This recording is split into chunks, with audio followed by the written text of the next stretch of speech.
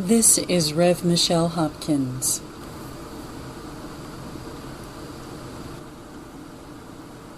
I mentioned a process called molecular deconstruction in my last video regarding earthquakes and our technical capabilities.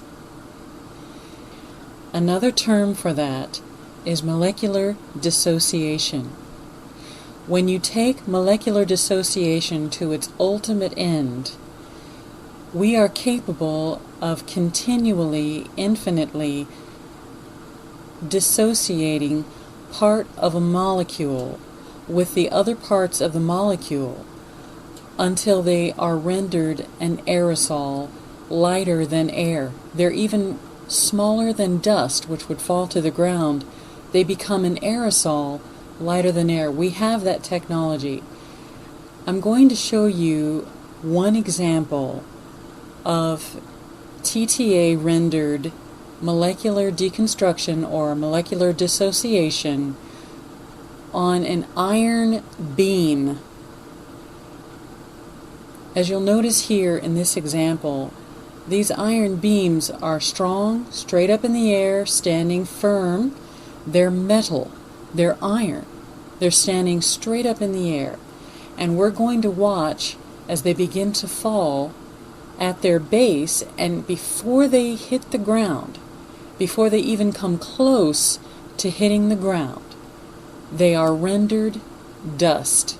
This is a perfect example of molecular dissociation.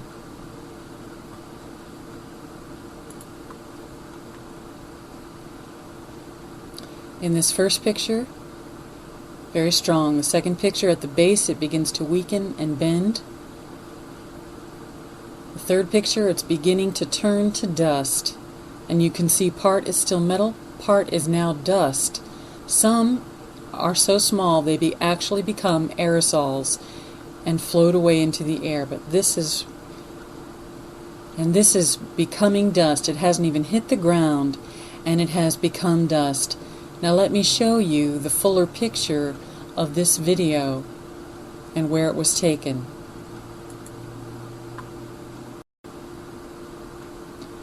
Yes, this is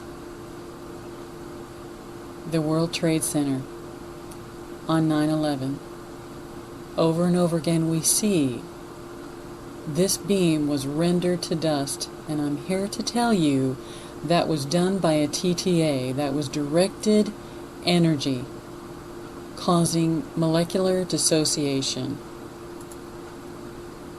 rendering it to dust and even aerosol particulates.